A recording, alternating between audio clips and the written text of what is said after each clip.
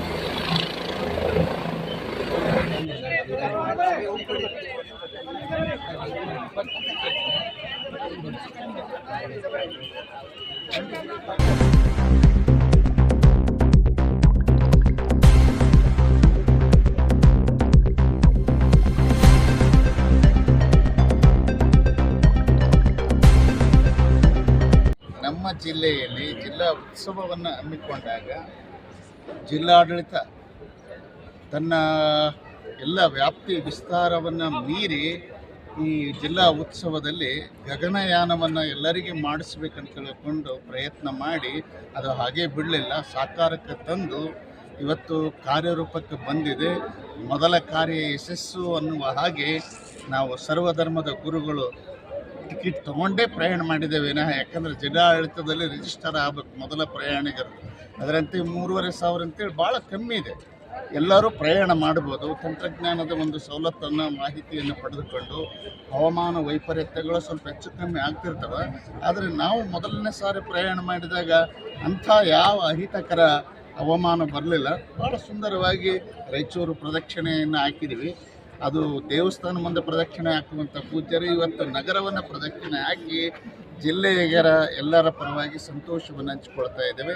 ಇದರ ಸದುಪಯೋಗವನ್ನು ಜಿಲ್ಲಾಡಳಿತ ಅರಿತಿಟ್ಟಿರುವಂತಹ ಈ ಸದುಪಯೋಗವನ್ನು ಎಲ್ಲರೂ ಪಡೆದುಕೊಂಡು ದಿವಸ ಏನಿಲ್ಲ ಅಂತಂದರೆ ಒಂದು 100 ಮೆಂಬರ್ಸ್ ಮೇಲ್ಪಟ್ಟು ಸಂಚಾರ ಮಾಡಿದ್ನಪ್ಪ ಅಂದರೆ ಆ ವಾಯು ವಿಹಾರದ ಒಂದು ಏನು ಫಾರ್ಮಾಲಿಟೀಸಿಗೆ ನಾವೆಲ್ಲರೂ ಕೂಡ ಒಳಗಾಗ್ತೀವಿ. ಯಾಕಂದರೆ ಅದು ಕೂಡ ನಡಿಬೇಕಲ್ಲ, ನಮ್ಮನ್ನೆಲ್ಲ ಗಗನಯಾನಕ್ಕೆ ಕರ್ಕೊಂಡು ಹೋಗ್ಬೇಕಂತಂದರೆ ಒಂದು ಸೀಮಿತವಾಗಿ ಅದ್ರಾಗ ಮುಂಚಿತವಾಗಿ ಆನ್ಲೈನಲ್ಲಿ ಬುಕ್ ಮಾಡಿದ್ನಪ್ಪ ಅಂದರೆ GST ಎಲ್ಲ ಕಟ್ ಮಾಡಿಕೊಂಡು ಭಾಳ ಸರಳವಾಗಿ ಟಿಕೆಟನ್ನು ಒದಗಿಸ್ಕೊಡ್ತಾರೆ ಅನ್ನುವಂಥ ಮಾತನ್ನು ಹೇಳಿ